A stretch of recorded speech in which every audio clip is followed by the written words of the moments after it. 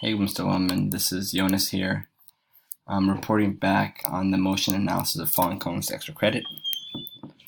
My partner for this was Daniel, and what we did for this was, first we recorded the video and we inserted that video into Logger Pro as shown here, and this is what the video looked like. This is the cone with the 150-degree angle. So what we did was we made a position, y position versus time graph, and then we also did a y velocity versus time graph in order to find the slope, which we can use as the acceleration, which was about negative 2.22.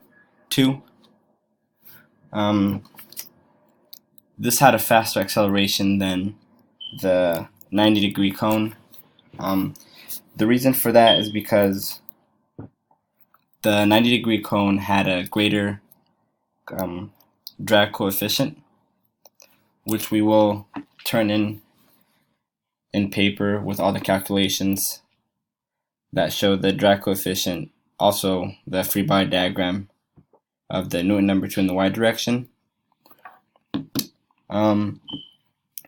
This one, in comparison to the other one though,